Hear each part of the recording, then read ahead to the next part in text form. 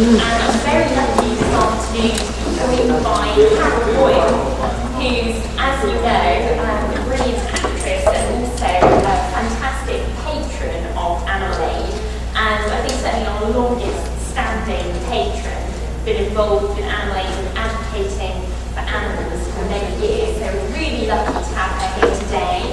So, thank you so much for coming, Carol. It's a pleasure. Hello, everybody. So can I just ask a little bit about how you first became involved with Animal Aid? With Animal Aid? Well, I've been an animal activist since about, let me just think, I was at drama school, 1973. I've always been a sort of latent animal activist. In 1973, I was at drama school, Central, and we had a late rehearsal. And I came back from rehearsals, and my father was sitting in his chair, watching I, Claudius. I had just finished, and a news item came on, and it was at a time of beef mountains and butter mountains and all that kind of stuff, which was obviously representative of a huge commercialism and waste in the first instance, horrible cruelty, obviously, in the second instance. And after I, Claudius, the news came on, and this farmer was shooting calves between the eyes and throwing them onto a pile of dead, and still moving some of the calves. And I sat down in the chair and I thought, that's it. I have never, ever been part of this waste, this cruelty again. I haven't even been since that time. And so that's when I started being an activist. And in drama school, I put things up on board. We're talking about a time when you were very much a minority, and people would be very aggressive because of their defensiveness, I suppose. So you'd go into drama school, or anywhere for that matter, and you could have a petition or a piece of news about the animal rights, and I would have people come up and go, well, what do you do for the humans? And so I would write underneath, well, what do you do for the humans or the animals? And so you spend your time in those very early days being bombarded with arguments. And it's tough, you know, it's very tough being a minority. It's fantastic to find that the movement has grown, and particularly this present legal movement. It's amazing. I'm glad I've lived long enough to see this. So I left drama school, continued to work really for animals in every way I could, in terms of writing, in terms of talking, in terms of marches, talking at marches, all the stuff that we all do. And I came to know Mark Gold, who, when I first knew him, and I can't remember quite when the date was, he asked me to be patron. Mark was the sweetest, most gentle fellow. He was just, I don't know if any of you guys know him, but he is a super guy and an author. And so I suppose in a rather long-winded reply to your question, it would have been the early 80s, because I left drama school in 76, and I joined the RSC in 1980, and I know at that time I was going on marches and trying to get people to come on with me. And it was around that time that Mark asked me to be patron of Animal Aid, and I know that I opened the old chapel in Tunbridge, and that was in, when, 94? I think it was around 94. Yeah, so. Wow, that's fantastic. That's such an inspiring story. So was it initially, I guess, the farm animal side of things that really sort of motivated you to get involved with animal rights? Well, you know what happens when you open your mind to a problem, to an aspect of the situation. Just one element that you awaken to suddenly opens up an entire vista of all the many problems that there are. So I started, of course, by being a vegetarian, and I've been a vegetarian since 1973. I have to confess that I've only become a vegan in about the last 3 years. My phone is ringing, that's me. I should have left my phone off, so thank goodness you're watching me and I'm not watching you, so I'm really bad. It started as being a vegetarian, and of course as soon as that happens, it opens your mind up to factory farming. Van opened my mind up to vivisection, intense factory farming. That opens your mind up to hunting, to trophy hunting, to the exploitation of animals in all the many, many areas that we know about. So, yes, that's how it started.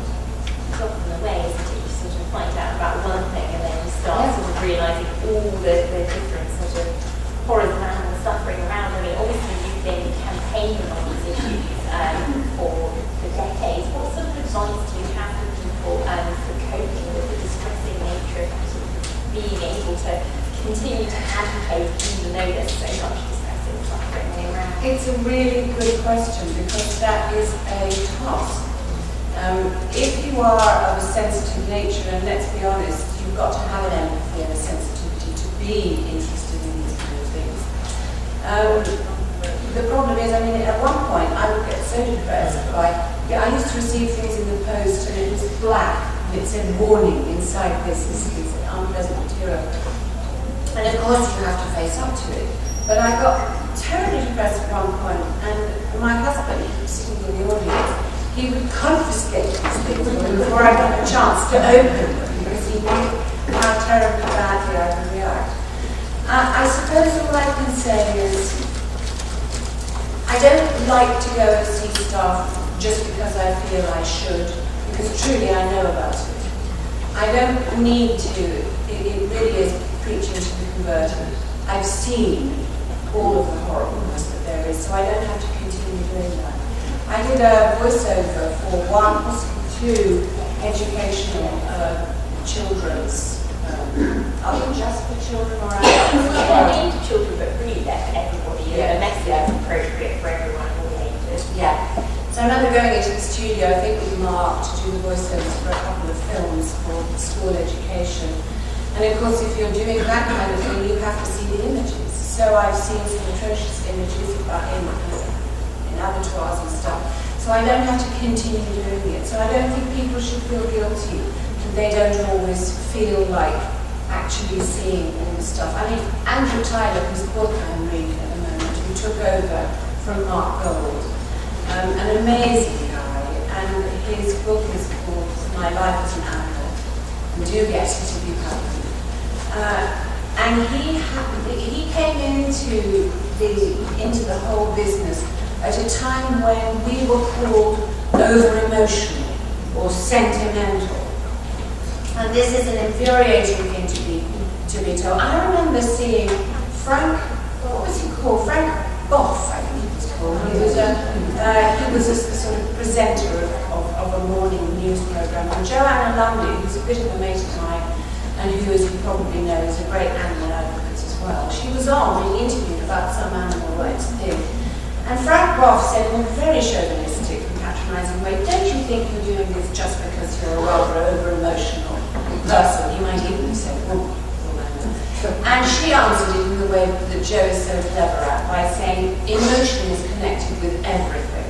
If there are going to be any changes in life on any political agenda, the reason that you become passionate about it is emotion.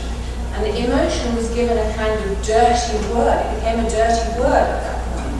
That you only wanted to be an animal activist because you were an over-emotional person. So Andrew came in at a point when he had to try and address that.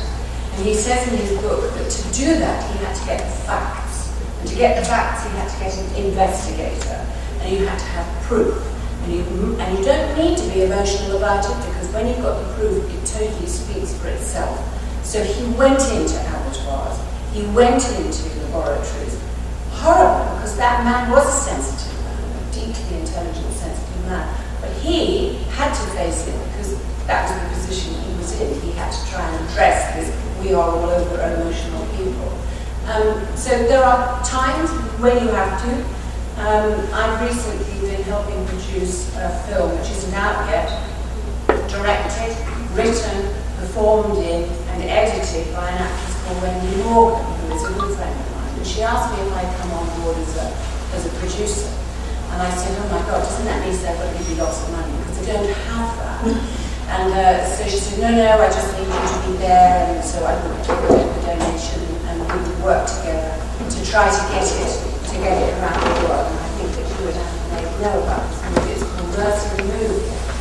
When Wendy has a moment to finish the editing, it would be great. And what that film is about getting compulsory CCTV into abattoirs, which I know you guys are fantastic work on that. And I think that it's actually going to happen now. Yes. Yes, it has actually. Yes, it has actually.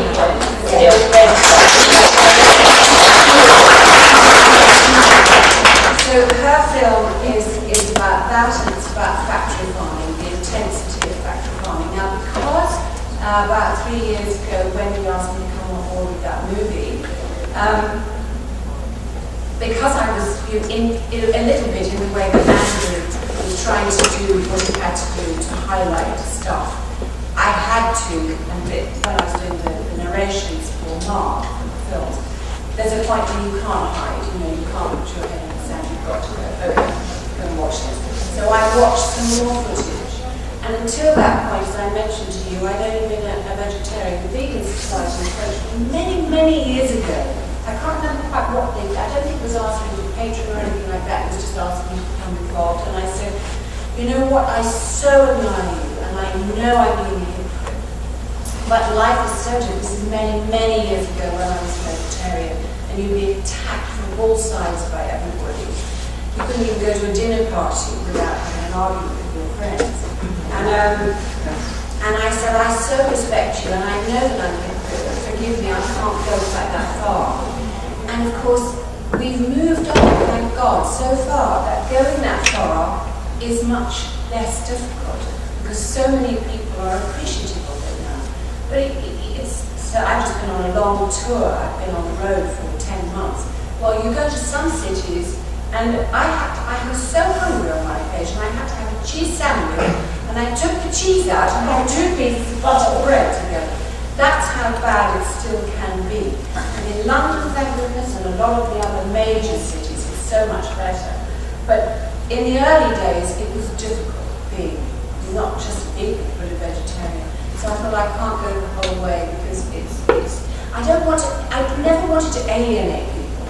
I wanted to try by example, by what you spoke about, by how you lived your life, and finally to see that it was possible, and that it was actually a good thing to do.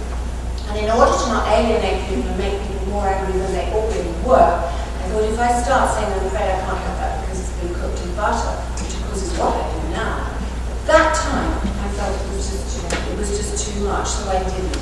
That was a weakness, I suppose, but I give you the reasons why.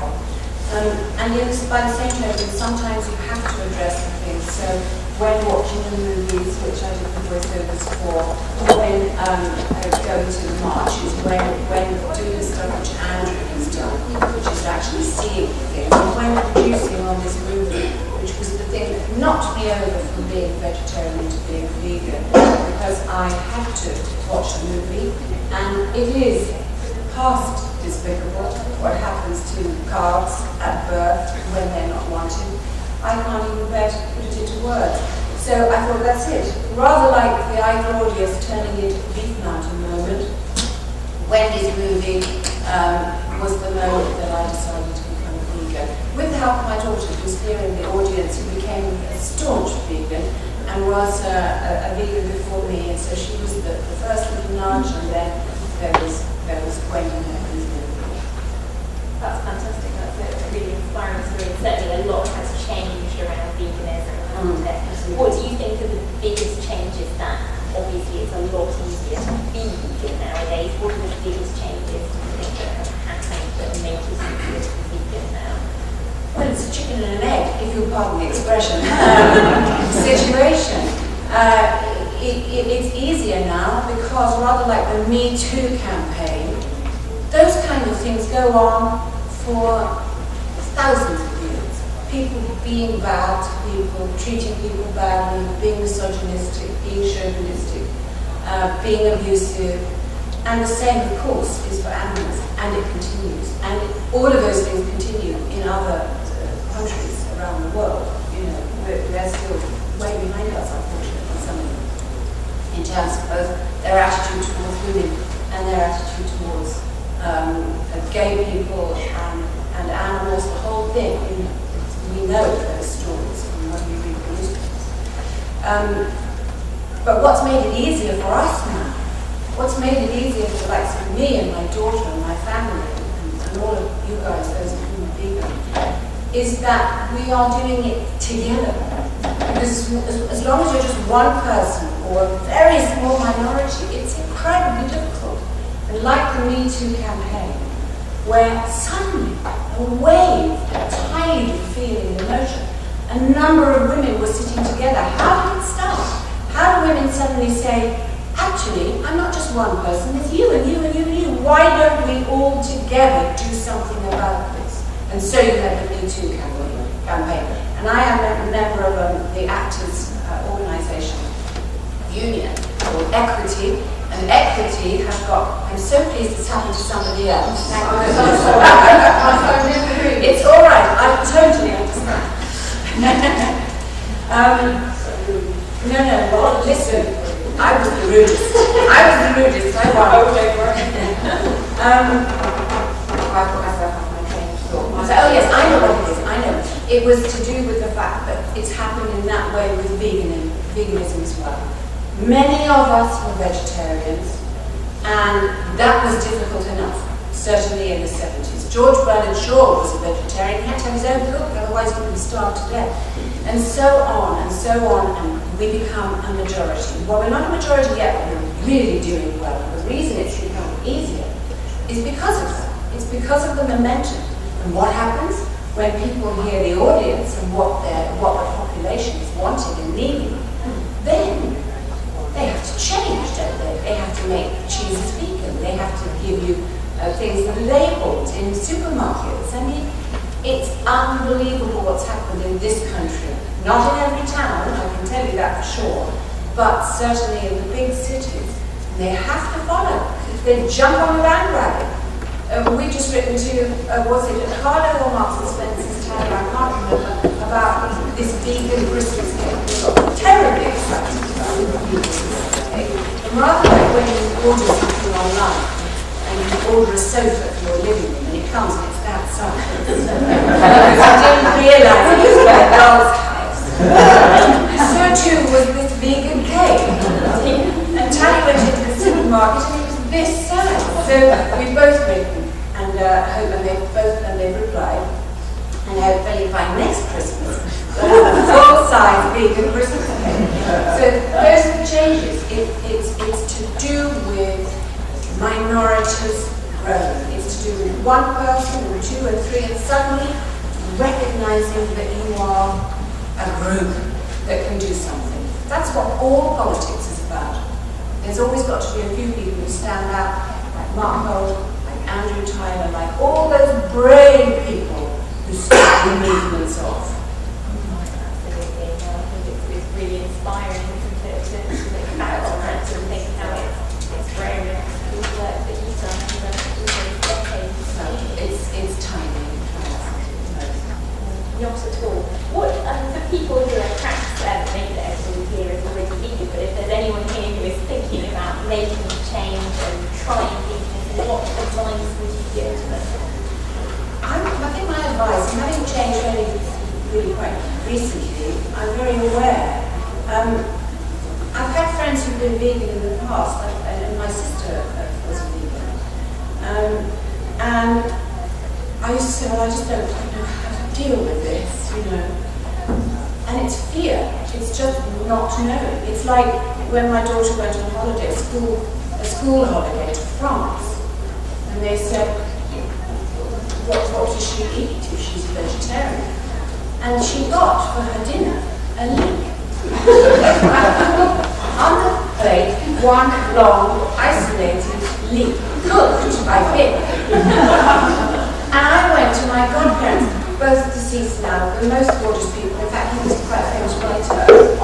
But they were at a time gone by, and they didn't know how to feed their godmother when she came for dinner. And I said, well, salad, you know, it's not a big problem, just a bit of salad would be great.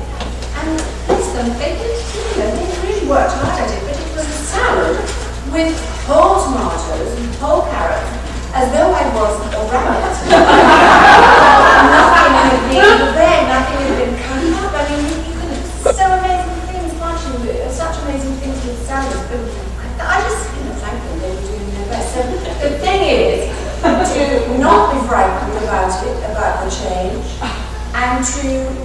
research. I mean, that's what we've done.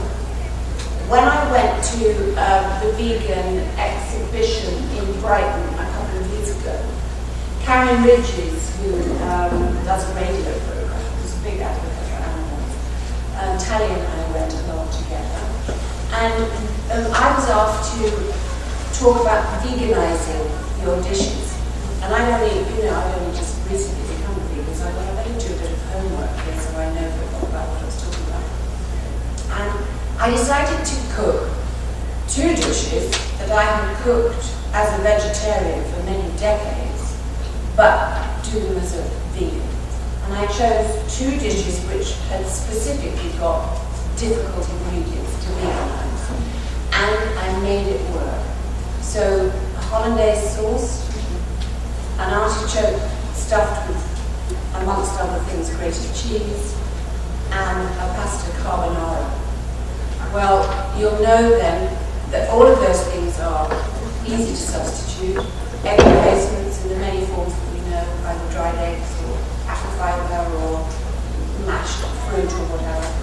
And bacon substitutes, easy peasy, that's what we've been using for years anyway.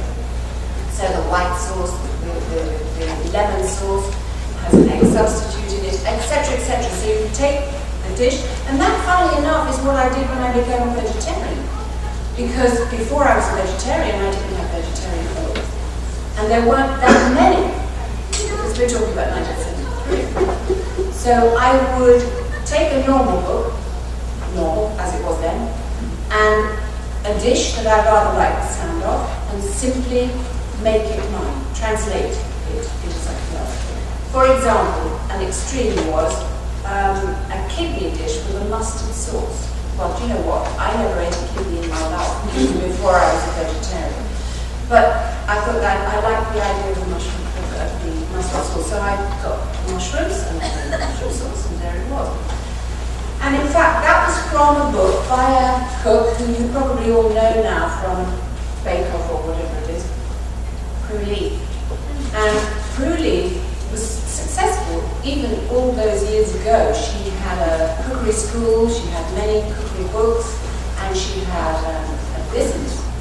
And we decided to take my father-in-law for his birthday. My parents-in-law were not vegetarian. We took him to Prue Leith's because you can always get something, even if it's just a salad. But there was really nothing. There probably would have been a side salad, but it was exquisite, and he had a lovely time. There was nothing for us to eat at all. They weren't adapting anything because there was no demand for it, as there is now. So I wrote to Prue Leith, and I said, I'm a great fan of yours. I'm very much in admiration of your prowess, the business schools, the cookery schools, the restaurants, the cookery books. But we took my father-in-law out to your lovely restaurant the other night, and we are vegetarians, my husband and I, and there was nothing for us to eat. Well, here's somebody who's prepared to take on board change. And I've always had a nice feeling about that lady ever since, because she sent back a letter of apology. She sent me a yard of chocolates, mint chocolates. And she said, I will from now on be giving people, my clients, a vegetarian menu. And I like to think that kicked off the fact that we can all go to restaurants now and ask for a vegetarian. Even now a vegan, I mean, Carluccio's asked, Zizi's, Leon, the whole lot, they've all got, even those places that are not vegetarian and vegan restaurants will have those choices for you. Actually, I went to a rather posh restaurant a few months ago. I was taking somebody out as a present, birthday present, and we went to the Ivy. And I thought that the Ivy is very sophisticated. I'm sure it's going to have choices. Do you know there was nothing? And I was appalled, and I wrote a great big long thingy on TripAdvisor, actually.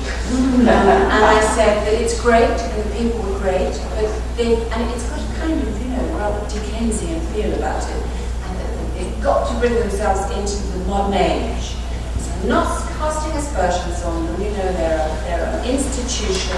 There's a lot about them that's great, but we do need to get people to recognise that we are now growing minority that needs patronage. I'm not sure if I'm prepared to go back to find out, but so the answer really to your question is don't be frightened if there's anybody who's just thinking about it. Be very imaginative about how you can change and adapt recipes. And if there's people who are not giving you what you feel you should get, politely and assertively write letters. That's what I did in the early days. It was talk to people. I never wanted to have arguments, as I mentioned to you. But if I had somebody sitting to my right who was supposed to be a friend and they were tucking into a veal steak, I had to say something. So you lost friends. You didn't want to, but you lost friends. And talking at work and all that, without chucking it down their throat. I was with a bunch of actors about a year ago, before I started the tour, and they were lovely actually. And there was one girl there, and she told me this joke, which actually I hadn't heard, but you probably have. She said, "How do you know a person is a vegan?" And I said, "Well, how do you know?" And everybody chimed in, so they'd already got the joke. They tell you. And I thought, well, it's very difficult not to tell somebody you're a vegan if you're sitting around a table and you're choosing your food and you say, well, actually, could I have such and such because I'm a vegan? So it's a bit of an unfair joke, I think. But so there's got to be talking, and they'll take the pee out of you because you're talking, but you have to do it. And then there's writing letters, and in my day, in the early days, that was snail mail. And now we've got social media, which of course can be quite damaging in some ways because it's a global communication arena, which can be quite frightening. But what is fantastic about it is that you can learn, you can meet people, you can become involved in organizations, and you can share posts and stuff, which gets the word out so quickly. Because in the old days, it was a question of me scouring the newspapers, writing to people on newspapers who I found were ignorant or contentious. It was to do with talking, as I've already said, and it was to do with just spreading the word and being on marches and so on. I would write to pharmaceutical companies, I would write to cosmetic companies to stop them from practicing vivisection. I got my thing here, that's the Beauty Without Cruelty. One of the first, that's a very old poster as you can see, but it's one of the first beauty companies who did not test on animals. And they didn't buy in the results either, which of course a lot of people do. So these days, as I say, social media has its drawbacks, I think, but it's fantastic to get the word out. Fantastic. So I think sometimes people might feel really inspired to get involved with activism, but they're not necessarily sure where to start.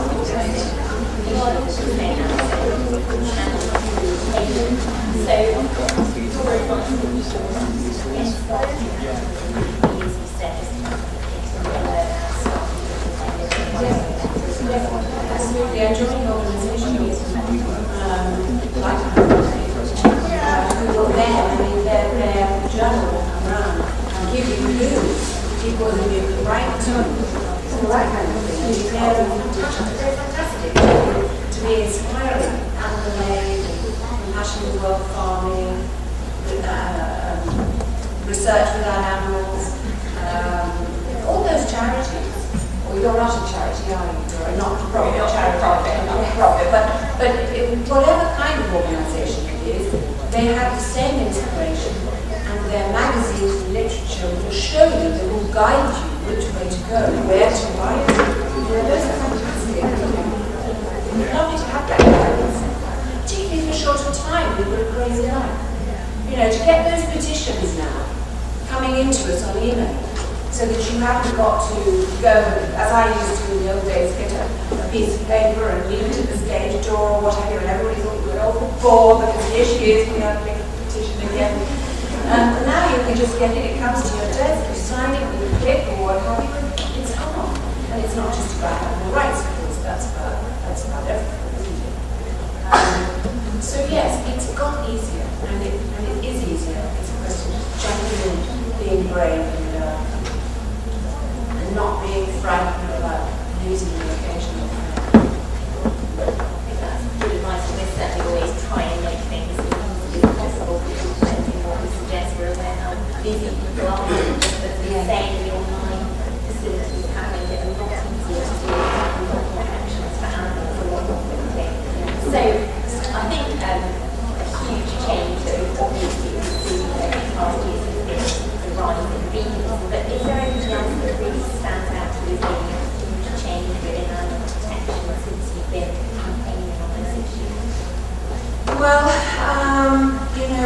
banned the crates over here. There are things like that, but we haven't got rid of the executed live animals yet. So we managed to ban stuff here in England, but we haven't got the jurisdiction about what happens at the end of the line. So we have to keep fighting, particularly now we're in this very strange no man's land about what's going to happen with Brexit. We've got to be quite sure that if we aren't governed by their laws, we have got to keep the laws in place which can enable us to stop the live export. And Gove did say that he was going to stop the live export of animals, but I'm not entirely sure that he's going to stick to his word. He's not great at sticking to his word, is he? So those are the things that we've still got to look at. Yes, we've come on though. One mustn't be discouraged because look at what's happened. And people are aware now, if nothing else. I was on a march the other day, or a presentation of a petition to Botswana Embassy in relation to the trophy hunting. So, you know, that's ongoing, but nevertheless there's an awareness of it, and that's the thing that has to happen first. So we have come up. Definitely, I think there's still a very long way to go. There's a lot of progress. So I think we're probably starting to run out of time. That's gone incredibly quickly. I mean, is there anything else that you want to sort of talk about that we haven't covered? No, I don't think so. I think I've talked too much already. Not at all. It's been fascinating. It's really inspiring. Well, it's been very nice to see you all. Thank you so much. Thank you again.